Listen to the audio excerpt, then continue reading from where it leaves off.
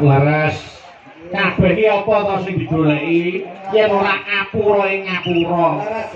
Ana pinggete ngrasa antarane tangga siji lan sijine aja dilestarekke ning kudu ndang diilangke. Cocok. Nggih mboten. Napa-napa niku wong jenenge menungso yen isih urip mesti kedunungan salah lan dosa. Apes murka lali niku sandangane menungso. Betul. Mula kabeh niku becike tinimbang ngoreksi kekurangane wong liya luwih becik kita introspeksi diri, mawas diri dandangi awake dhewe karep saya becik. Laras Mas, laras. Nggih Mas Gareng. Tidak saling menyalahkan tapi saling memaafkan. Inggih. Awang yo anu napa niku priyayi niku nek ngapura wis atine yo lega, ora ngergeti pikiran, ora marake penyakit. Boten ganjel kan ati. Betul. Nggih. Mas Gareng, menika gandeng bintang tamu akeh banget. Iya mbok siji diaturke. Ditajake Mas. Ayo mesti no. Mumpung iki nggih suasanane sing suasana ngaten iki. Nggih. Nggih, malah pun ngumpul kabeh. Alhamdulillah. Sampun pareng sowan sedayanipun. Nggih. Menika mbak-mbak Waranggono yang sedang naik daun kabeh. Nggih, naik daun bangsa ulut keket dadi naik daun. Ya ora kok ya. Nggih, bakune nembe dipun petang kalian para penonton. Leres. Nggih, Menika anu Mas Gareng aku tak nyuwun tulung sik. sinten Mas? Menika saking panjenengan Bapak Junedi ngatur para warga Kedung Salam minal aidin wal faizin. Banyak salah kami sekeluarga mohon maaf yang sebesar-besarnya. Nggih. Menika ngersakaken lagun Podang Kuning dening Mbak Lintang Kairo. Wah. Iki bukan kamu sing aduh papane. Kok adoh pamane kowe? Aduh asale Kairo. Oh iya. Kairo. Wis lintang saka Kairo sisan. Ulah, tapi kowe betah Nggih, iki. heeh. Iki betah Mbak Lintang, ayo mriki Mbak Lintang Kairo monggo jeneng ngedaki Mas Gareng ini metaran Mas Agil.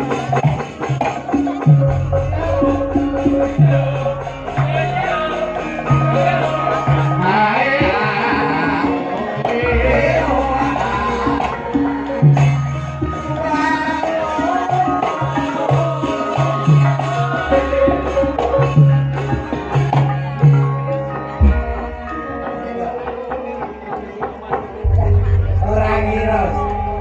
Bocah kaya pring kok Sik kodane Pripun to?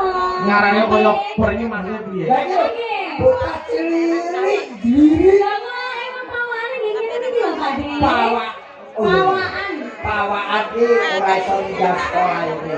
Nggih. Sing penting ada cilik sehat ya, Bro. Sehat Pak De, alhamdulillah. Sik. Dimana ditepung piye kene jenengmu komplit sapa, Dok? Nggih saderengipun ngaturaken sedalu Kakang para bapak ibu sedaya Masya Allah. Niki kok takjub sekali penontonnya sangat banyak Pak De. Penontonnya uang kok banyak. Maksudnya niku Akeh banget niku lho. banget ngono. Lagi ampun banyak. Nggih awet saking mriko wau sampun Iki ora mung saka desa kene, uga desa tetangga padha mirsani bahkan di luar kecamatan pun sami. Saka Blitar enek, saka Surabaya enek, lengkap sana nggih. saka Jember enek. Tapi iki cocok karo Pak Junedi ning gelar tontonan. Amin. Ayo no. Alhamdulillah. Nggih. Jenengmu sapa jenengmu? Kula Lintang Kairo. Komplite. Lintang Kairo. Tok Wis tok. tok. Lintang Kairo wis komplit kuwi. Sajane wonten lho Pak De. Apa? Dulu niku namanya Ubay Lintang Fatmarwari Ngalah Khairun. Panjang kok Pak De? Wis kuwi wae Lintang Kairo wae. Lintang Kairo ta? Sing diwongno angel ora tuwa. Lintang Kairo lintang ki lincah bocahe tanggapane rame. Nah, masa lho Pak De? Lho kok iki kaya amin. Ayo Mbak Lintang iki didongakne leluhur ya kudu amin no. Amin. Kok tembung ora enak. Apa nek salah lho? Didongakne leluhur ki wis podare. Lah niku rak pikiran sampeyan sing kok arep kuwi piyai sepuh sing luhur bebudene ngoten lho. Ngoten lho Pak. Sepuh kok luwur. Nggih. Ora ya padha to Pak. Ya ora beda. Anu Rita isih sekolah, Duk, sayang. Kasih kelas tunggal SMA Samudra. SMA pundi, Mbak Lintang? SMA 1 Puncung Mas Dalang. SMA 1 Puncu. Nanti kalau dibersani Bapak Ibu gurune ben bangga, SMA ini ya ben bangga duwe murid yang berprestasi kaya Mbak Lintang kae lho. Tibake aku ya wis tuwa. Jebul biyen iki sing mentik-mentik saiki SMA ya wis ora apa-apa, sing penting sekolah ditutupi, karir tetap berjalan tapi sekolah tetap ditempuh dengan baik dan benar. Iki ana pundutan lagu Nggih, Mbak Lintang. saka Bapak Junedi. Nggih, saking Pak Jun ngersakaken podang kuning. Ya dibawani sik kaya apa suarane. Bapak Jun kita sik enggak? Ayo jelas ngaten. Ingkang pundi? Ah. Bapak Jun. Alhamdulillah panjenengan kita sik pinara enggak? Ayo Pak Jun niku nek ngersani ringgit iki mesti tutup lho. Untuk nadyan mau esuk tanine yo didadak. Mergo ketahuan iki jura-jura. Lah gitu. Saiki sih Tanggung jawabnya itu sangat besar sekali loh. betul. Iki ape dibawane kok. Podang kuning. Nggih, dibawani ya gawane no, podang kuning.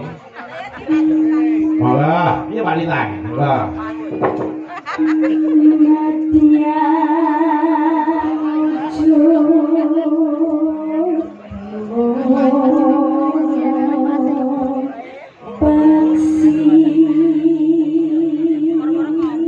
Suarane iso kredit juga.